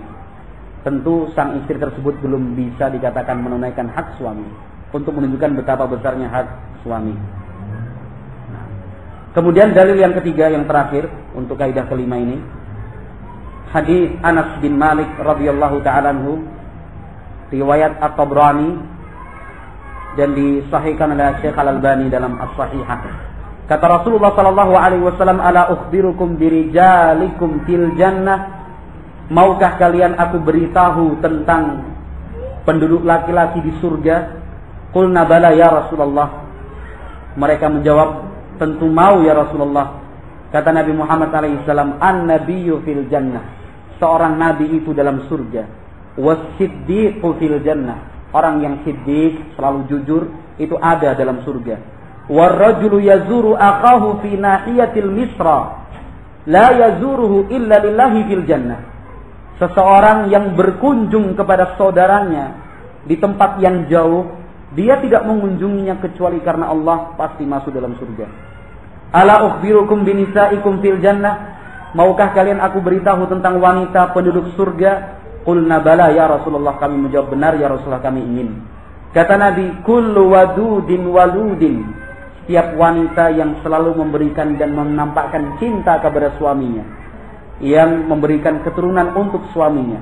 Idza ghadibat au usi'a ilaiha au ghadiba zawjuha qalat hadhihi yadi fi yadik la aktahilu bi ghamdin hatta tarda. Wanita yang baik itu apabila suaminya marah atau dia yang marah, istri yang marah, suami yang marah, dia datang menemui suaminya, dia letakkan telapak tangannya di atas telapak tangan suaminya, kemudian mengatakan la aktahilu bi ghamdin hatta tarda. Saya tidak akan menggunakan perhiasan, saya tidak akan makan, minum dan sebagainya sebelum kamu memaafkan kesalahanku. Bayangkan, kata Nabi, istrinya yang marah. Istri yang marah, istri yang berbuat salah, nah, dan sebagainya. Dia datang menemui suaminya, ini tanganku. Saya belum bisa tidur tenang sebelum kamu maafkan saya. Nah, oleh karena itu hadis-hadis ini menunjukkan betapa tingginya kedudukan suami dibandingkan kedudukan istri. Kemudian yang terakhir, insyaallah dalam kesempatan siang hari ini adalah poin yang keberapa? Ke-6, bahwa tanggung jawab suami lebih besar daripada tanggung jawab istri. Dalilnya adalah hadis Abdullah bin Umar. Dalilnya adalah hadis Abdullah bin Umar, muttafaqun alaih, riwayat Bukhari dan Muslim.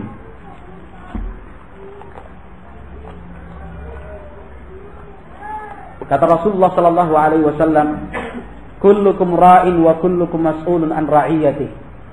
Kemudian di dalam hadis tersebut dikatakan warrajulu ra'in fi baitihi wa huwa mas'ulun an ra'iyatihi.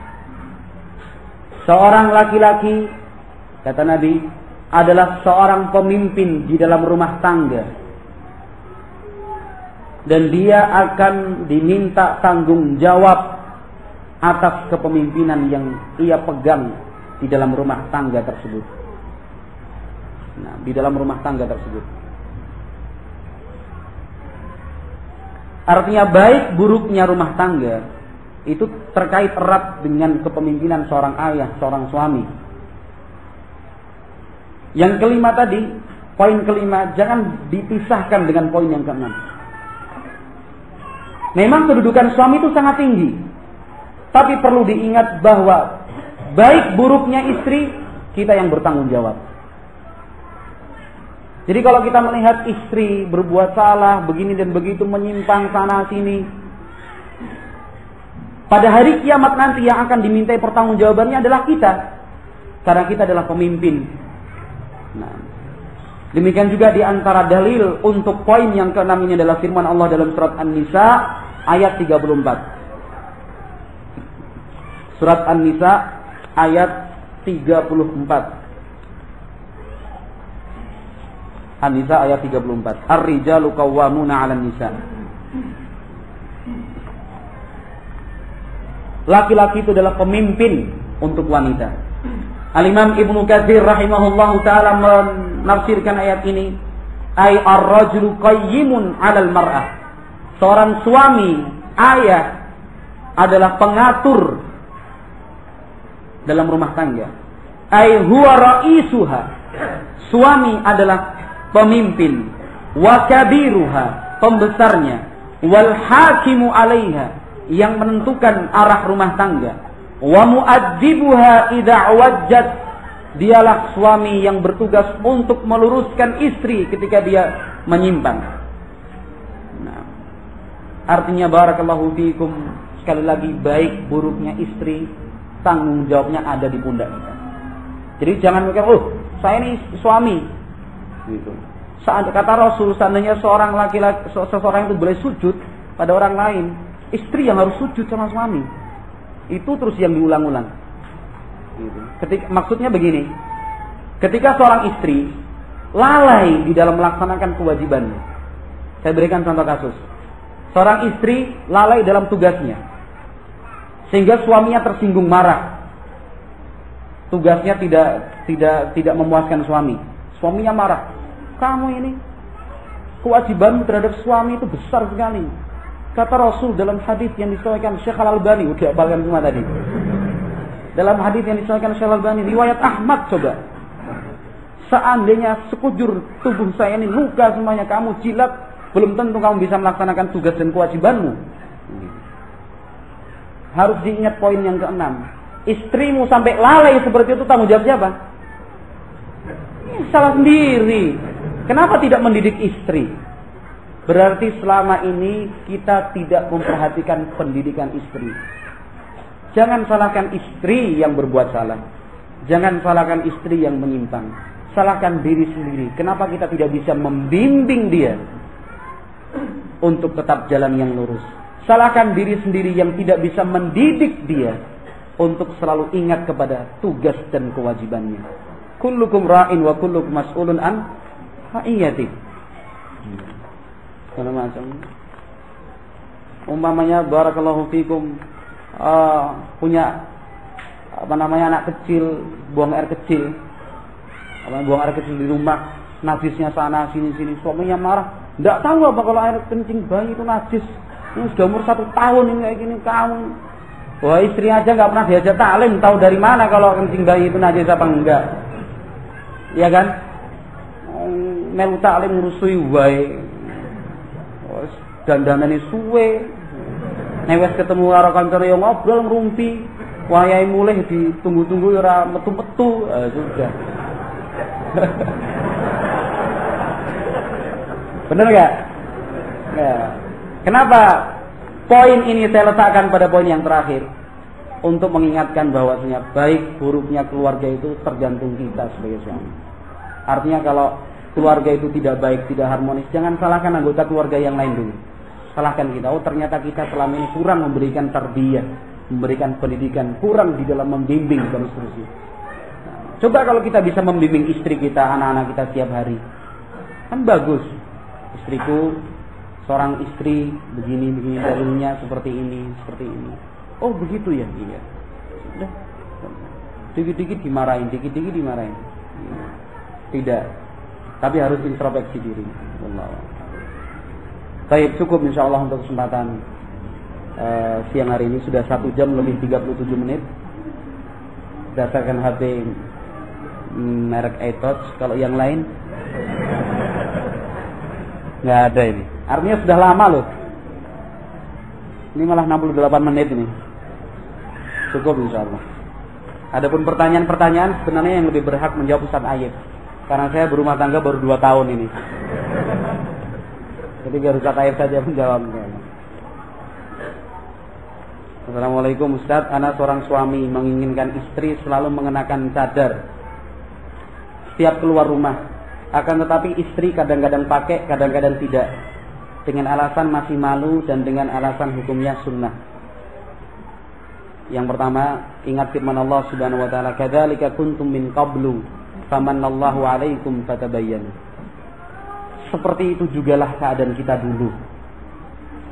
Ketika kita pertama kali memelihara jenggot, pertama kali kita menggunakan jubah, memotong sirwal, memotong celana, dan seluruh sunnah yang kita amalkan. Apakah dalam sehari?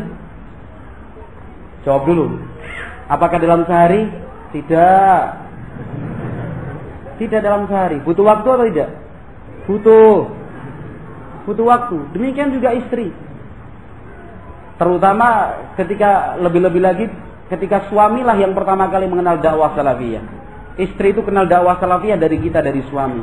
Maka waktu yang dibutuhkan istri untuk berubah dan mengikuti apa yang diinginkan suami itu lebih panjang waktu yang dibutuhkan.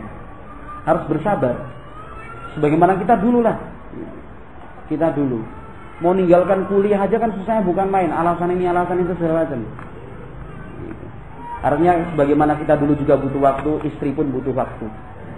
Nah, butuh waktu. Mungkin, nah barakallahu fikum, kita juga yang kurang mendidik istri. Pengennya setelah tiba dari rumah, aku mau krungu ka Ustaz, cadar itu wajib kudu nganggo. Kowe kudu nganggo cadar kayak gitu. Kan gitu. Ya istri, cadar itu apa, Mas? Seandainya sekarang pun pakai cadar, Mas belum berikan cadar buat saya. Coba gimana? Artinya kan bertahap begitu. Artinya saya tadi dengar kok Ustadz menyampaikan cadar itu wajib ya. Menurutmu gimana? Awal. Atau gini aja, tak pinjamkan kaset biar kamu dengarkan sendiri. Atau gimana, tak ajak ke rumahnya Ustadz biar bisa ngobrol sama istrinya Ustadz. Atau gimana kalau hari Ahad saya ajak taklim terus. Mungkin jangan malu istrinya nggak pakai cadar. Masa setelah kenal Dewa Salah bikin istrinya langsung pakai cadar, dar langsung kan ya. Dia ajak taklim dulu berapa kali, terus dinasihati. Dengan demikian, nah barakallahu fikum, apa yang kita inginkan pun tercapai. Sabar semuanya. Jangan seperti yang dilakukan sebagian ikhwan. Ini contoh kasus. Ada ikhwan baru pertama kali kenal Haji Salah, baru beberapa bulan istrinya diajak pakai cadar, nggak mau, dicerai. Cerai, sunnah, nggak mau melaksanakan sunnah Ustaz. Gitu. Saya takut celaka dunia akhirat kalau istrinya. Jangan. Butuh apa namanya? Ini pertanyaan banyak sekali nih. 2 halaman ini. Hah? Dibaca gak? Surat. Mas Gana katanya bilang surat. Artinya semua butuh kesabaran ya ikhwan. Butuh kesabaran. Di masjid kampung anak ada kitab Fadhailul A'mal. Kemudian anak ambil, khawatir kalau dibaca banyak orang. Dan anak ganti dengan majalah-majalah salaf. Keluaran penasihat Jamarto masih. Bagaimana dengan tindakan yang Anda lakukan? Jelaskan. Nggak bisa dijawab di sini. Ketahuan takmir masjidnya gimana? Selama tidak menimbulkan fitnah boleh. Ingat kalimat ini. Selama tidak menimbulkan fitnah boleh. Banyak di antara ikhwan-ikhwan yang berkhutbah di Ramadan dan khutbah Jumat dengan tidak memperhatikan siapa yang dia ceramai dan materi yang pas dengan mereka orang awam. Sehingga terjadi fitnah dan semakin bertambah bencinya mereka terhadap dakwah kita, seperti khutbah tentang wanita yang keluar dengan minyak wangi, melenggak-lenggok seperti punuk onta, padahal mereka sebagian besar tidak memakai kerudung dan lain sebagainya. Jelaskan cara dakwah bil hikmah dan materi yang pas bagi orang awam. Panjang ini. Coba pertanyaan, jelaskan. Anak disuruh menjelaskan cara dakwah bil hikmah dan materi yang pas bagi orang awam. Berbeda-beda kan? Berbeda. Intinya, mereka yang ingin berdakwah harus punya ilmu dulu. Selesai sudah. Walaupun saya menjelaskan cara dakwah bil hikmah begini, materi yang pas untuk bulan ini, daerah ini, gini, tapi yang menyampaikannya nggak punya ilmu, sama aja. Nah, yang paling penting adalah berilmu dulu sebelum berdakwah. Yang ketiga, banyak orang yang berkhutbah karena pandai dalam berbicara, mengolah bahasa, dan diantara ikhwan ada yang mencukupkan dirinya bahwa ngajinya sudah berpuluh tahun, insyaallah, dengan tidak melihat syarat-syarat sebelum berdakwah, sehingga orang awam mengatakan terlalu kelas, kasar, karena banyak ustaz menasihatkan supaya introspeksi diri, sebenarnya dakwah ini disebabkan dari dalam. Tolong beri nasihat kepada kami begitu. Lebih bagus tidak memaksakan diri dalam segala hal, dalam hal dakwah ataupun dalam kegiatan-kegiatan yang lain. Kalau tidak memiliki kemampuan, jangan masuk dalam satu bentuk aktivitas, karena hanya akan merugikan. Apa sih sulitnya mengatakan saya nggak mampu saya? Tapi Ustaz, kalau saya tidak khutbah, nanti yang khutbah itu anak buahnya Abu Bakar Ba'asyir gimana? Nah, akal ini ya? Akal atau tidak ini? Alasan bisa terima atau tidak ini? Nggak bisa. Nanti kalau saya nggak khutbah, itu anak buahnya Pak Ahmad Sukina itu yang khutbah, yang menyampaikan. Nanti masyarakat saya jadi sesat Ustaz. Nah, orang itu sesat dapat hidayah di tangan Allah, ya kan? Kalau seperti itu, apakah bisa menjamin kalau kita yang khutbah kemudian masyarakat mendapatkan hidayah? Apa ada jaminan? Jawabannya tidak. Tetapi justru akan merusak dakwah itu apabila kita memaksakan diri untuk khutbah, untuk jadi ustadz di kampung, padahal kita tidak punya ilmu. Ini juga sekaligus nasihat ya ikhwan, bahwa kita salafiyin ini oleh awam muslimin dianggap orang alim. Jadi jangan membuat mereka kecewa. Jangan sampai orang lain itu salah paham, menganggap kita alim padahal tidak. Caranya harus benar-benar jadi alim. Jangan menyatakan saya bukan alim, saya bukan alim. Setiap kali ada masalah, saya bukan ustadz, saya tidak bisa. Ini pikiran yang minimalis. Minimalis dalam bangunan nggak apa-apa, tapi kalau dalam masalah kebaikan harus berpikir maksimalis. Gitu. Orang bilang ustadz, dalam hati, saya dianggap ustadz oleh orang. Ini orang pinter, khutbah Jumat ya khutbah Idul Fitri. Oh, berarti harus introspeksi diri. Apa yang harus saya lakukan?